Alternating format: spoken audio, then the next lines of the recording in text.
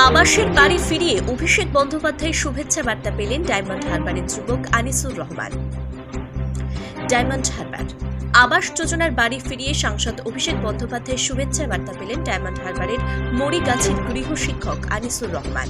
সাংসদের শুভেচ্ছা বার্তা পেয়ে আপ্লুত আনিসুর। প্রসঙ্গত 2024-এর আবাস যোজনার তালিকায় নাম আসে ডায়মন্ড হারবারের মরিগাছির যুবক আনিসুর রহমানের। 2018 সালের সমীক্ষাতে পাকা বাড়ির জন্য নাম নথিভুক্ত করেন তিনি। তবে 2024 সালের মধ্যে পাকা বাড়ি হয়ে যায় আনিসুরের।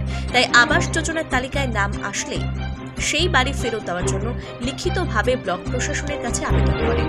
এই খবর সংবাদ মাধ্যমে সম্প্রচারিত হতেই ডায়মন্ড হারবারের সাংসদ অভিষেক বন্দ্যোপাধ্যায় শুক্রবার তার প্রতিনিধি দলকে আনিসুর রহমানের বাড়িতে পাঠান। ডায়মন্ড হারবারের বিধায়ক পান্নালাল হালদার ও বিধানসভার দলীয় পর্যবেক্ষক সামিম আহমেদ সহ প্রতিনিধি দল আনিসুর রহমানের বাড়িতে পৌঁছে সাংসদের পাঠানো শুভেচ্ছা বার্তা ও উপহার আনিসুর রহমানের হাতে তুলে দেন।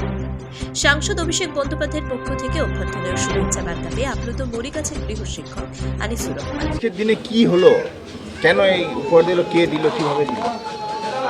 আজকের সাংসদ মাননীয় বিধায়ক সাংসদ শ্রী অভিষেক ব্যানার্জি মহাশয়ের পক্ষ থেকে আমাদের ডায়মন্ড বিধানসভার অবজারভার সামিম দা মহাশয় এবং শ্রী পান্নালাল হালদার মহাশয় আমাদের ডায়মন্ড বিধানসভার এমএলএ, তারা এসেছেন অভিষেক ব্যানার্জি মহাশয়ের পক্ষ থেকে যে শুভেচ্ছা বার্তা এবং মূল্যবান উপহার সেটা আমাকে প্রদান করার জন্য এসেছেন।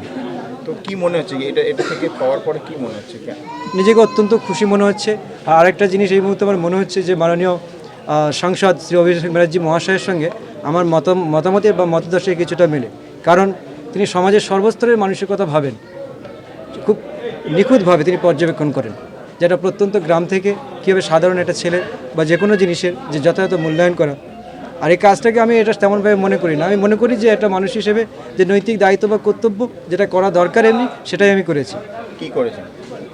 যে 2018 সালে যখন আবাস যোজনার যে ঘর আসে, সে সময় আমাদের এরকম দোতলা পাকা বাড়ি ছিল না, আমাদের টালির বাড়ি এবং বাড়ি ছিল। তো তখন নাম নথিভুক্ত করেছিলাম। তারপরে যখন 2024 সাল যখন দেখলাম যে আমার নামটা আছে, যেহেতু আমার দাদা এবং বাড়ি, আমার দাদা এবং আমার বাবা দুজনে মিলে যেহেতু বাড়িটা তৈরি করেছেন, আর আমি মনে করি ভবিষ্যৎ প্রজন্মে তারা আমাকে এই জায়গা থেকে অদূর ভবিষ্যতে বঞ্চিত করবে না, আমিও এর প্রাপ্য হব।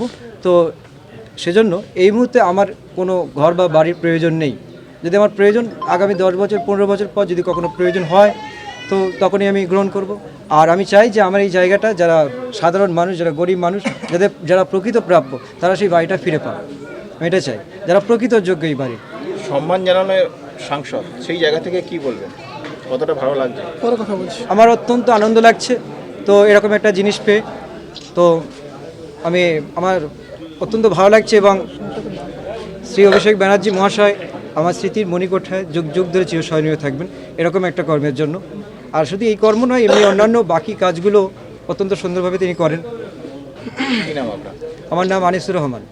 সাংসদ অভিষেক বন্দ্যোপাধ্যায়ের নির্দেশে এবং তার দেখানোর পথেই আমরা, তোমার নাম কি? আনিসুর রহমানের বাড়ি এসেছি।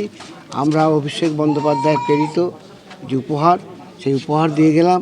এবং এই ধরনের ছেলে আজকের দিনে একটা দৃষ্টান্ত, যে টাকা পেয়েও টাকা নেয়নি, না নেওয়ার জন্যে বিডিওকে জানিয়েছে। আমরা এর জন্যে গর্বিত, আমরা অহংকার বোধ করছি এই আনিসুরের জন্যে। আজকে মূলত আনিসুরকে একেবারে অভ্যর্থনা জানালেন, তার সাথে সাথে সাংসদের একটি চিঠিও দেওয়া হয়েছে। চিঠি এবং উপহার এবং সাংসদের হয়ে শুভেচ্ছা বার্তা।